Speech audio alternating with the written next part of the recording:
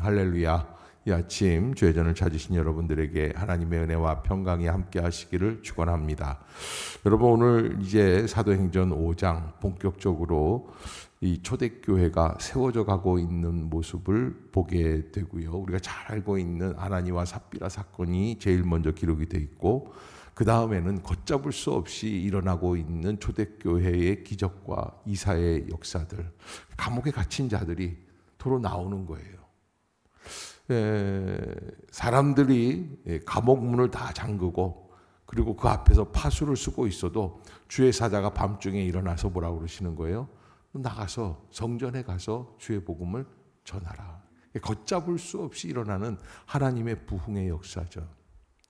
이런 모습을 보면서 우리가 한 가지 이 5장 전체의 말씀들을 한마디로 정리한다면, 사람은 하나님의 역사를 막을 수 있다 없다? 없습니다. 아멘. 여러분, 참 이유가 없어요. 내가 기도하러 나오는 것, 내가 은혜 받으려고 하는 것, 내 마음속에, 내 심령 속에 성령의 역사가 음성이 들리기 시작을 하는 것, 주의 말씀이 살아 움직이기 시작하는 것, 이유가 없어요. 하나님이 하시는 거예요. 또 그 하나님이 하시는 일은 일단 하나님 하시면 사람은 막을 수 있다 없다? 없다는 거예요. 아멘. 여러분, 그것이 사도행전 5장의 주된 메이저리티의 내용이에요. 그래서 하나님께서 시작하시는 이 일이 사람은 막을 수 없는, 걷잡을 수 없는 소용돌이와 같이, 폭풍과 같이, 태풍과 같이, 파도와 같이, 쓰나미처럼 초대교회를 덮어가고 있다라고 하는 거예요. 교회는요, 이렇게 성령의 역사, 하나님의 역사가 살아 계시는 공동체가 되어야 한다라고 하는 거예요. 아멘.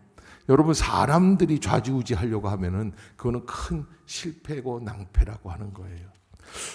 사실은 4장 36절 37절 4장 36절 37절 한번 읽어봅시다. 시작. 구브로에 난 레위족 사람이 있으니 이름은 요셉이라. 사도들이 일컬어 바나바라. 번역하면 위로의 아들이라 하니 그가 밭이 있음에 팔아 그 값을 가지고 사도들의 발 앞에 두니라. 제일 먼저 자기 전 재산을 팔아서 하나님 앞에 가지고 나와 목사님께 드렸던 사람, 첫 번째 사람 누구예요? 바나바. 그 유명한 바울과 바나바의 파트너가 바나바예요.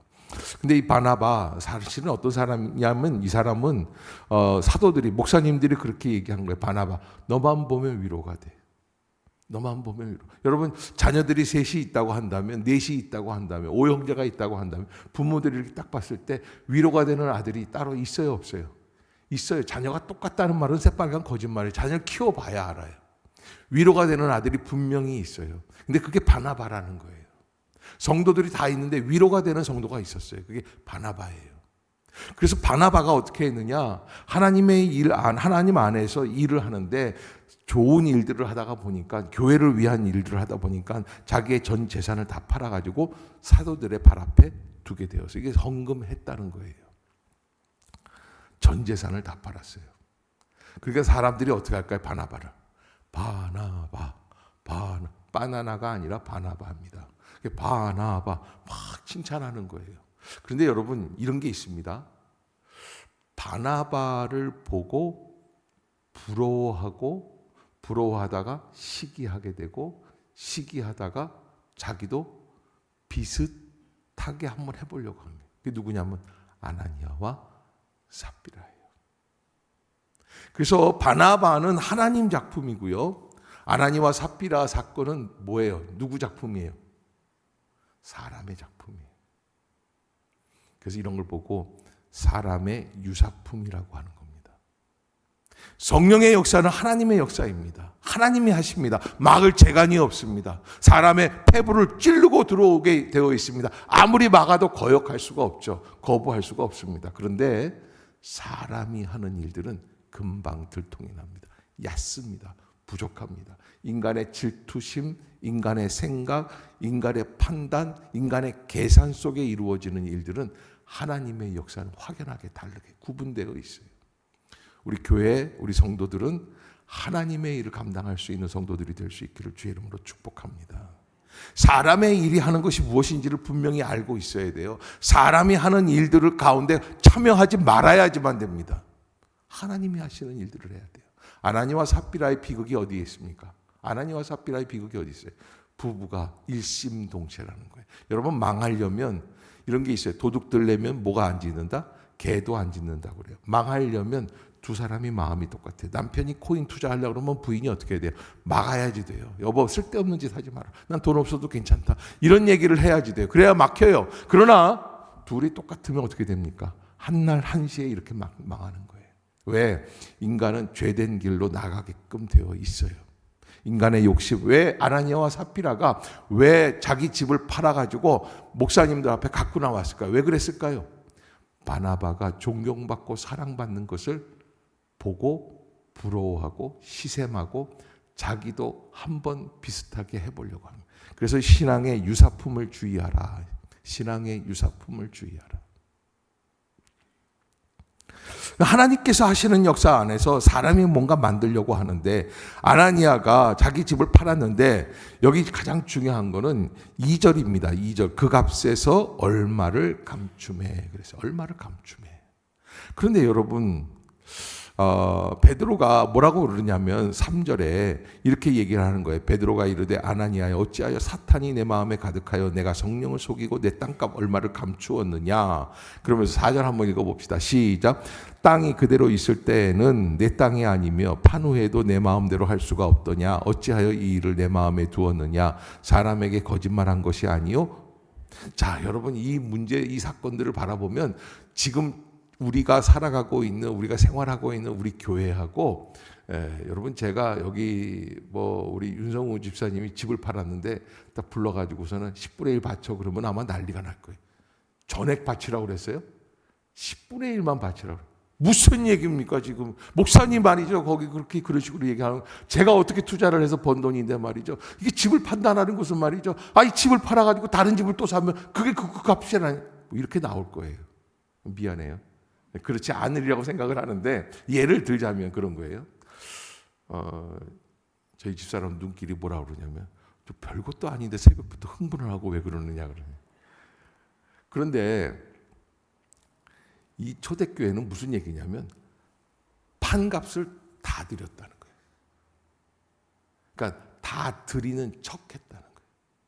그러니까 10분의 1만 바치라고 그래도 될까 말까 하는데 요즘 교회는 바나바는 다 바쳤거든요. 그런데 아나니아는 어떻게 한 거예요? 다 바치는 척을 한 거예요. 이게 문제예요. 그러니까 우리가 어떻게 보면 죄송합니다. 아나니아가 우리보다 훨씬 믿음이 더 좋았을 수도 있는데, 근데 이게 목적이 다른 거예요. 목적이. 여러분, 바나바는 왜 하나님께 바쳤어요?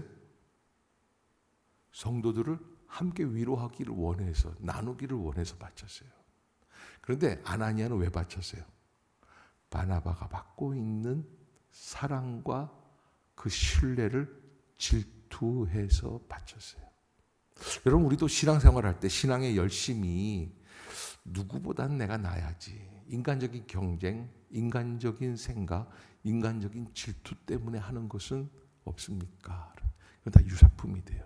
그것은 하나님이 기뻐하시는 게 아니라 마귀가 기뻐하는데, 요즘 목사들은요 어떻게 생각하냐면, 그래 아나니아라도 좋다, 그래도 그런 사람이라도 있었으면 좋겠다 하는 게 지금 우리 현재 교회의 비극이죠. 그러니까 보면은요 5장 같은 경우를 이렇게 보면은 야, 이게 왜 문제가 됐을까? 아니 이거 일부라도 갖다 감추기도 하고, 우리는 감추는 것뿐만 아니라 이게 드릴 수가 없는 일인데 어떻게 드렸을까?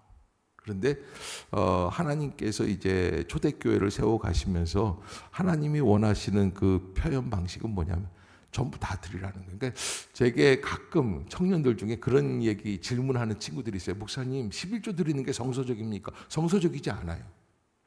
구약에서는 11조 드리는 게 성서적이에요. 근데 신약에서는 성서적이지가 않아요. 신약에서는 어떻게 드려야 돼요? 전부 다 드리는 거예요. 아멘. 왜 아멘들을 안 하세요? 아멘. 여러분, 우리가 드리는 11조를 10분의 1을 띄고 드린다고 이게 다 드렸다고 생각하면 큰 오해란 말이에요. 신약의 성경 헌금 개념은 뭐냐면 다 드리는 거예요. 그래서 이걸 다 목사님이 갖고 있다가 저 집사가 좀 어려울 것 같구나. 그럼 떼주는 거예요. 그게 초대교회의 공동체 생활이었어요. 그 2000년 지나가는 가운데 이게 다 내 것인 마냥 내가 재단하고 내가 생각하고 내가 판단해서 내 거를 다 남기고 그리고 하나님께 드리는 거예요.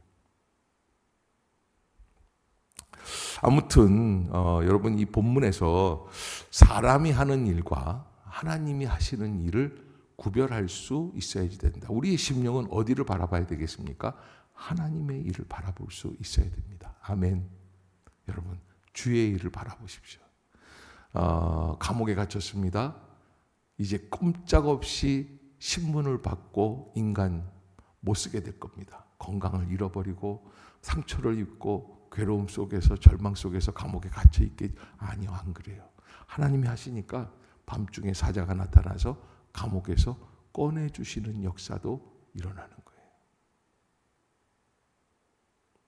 그래서 오늘 5장에서 끝부분에서 가말리엘이라고 하는 한 유대인이 지도자죠. 이 가말리엘이라고 하는 유명한 율법 교사가 있습니다. 지혜로운 사람인데 공회 중에서 일어나가지고 뭐라고 그러냐면 35절, 36절, 37절입니다. 말하되 이스라엘 사람들아 너희가 이 사람들에게 대하여 어떻게 하려는지 조심하라. 이전에 드다가 일어나 스스로 선전함에 사람이 약 400명이나 따르더니 그가 죽임을 당함에 따르던 모든 사람들이 흩어져 없어졌고 그 후 호족할 때 갈릴리의 유다가 일어나 백성을 꿰어 따르게 하다가 그도 망한즉 따르던 모든 사람들이 흩어졌느니라.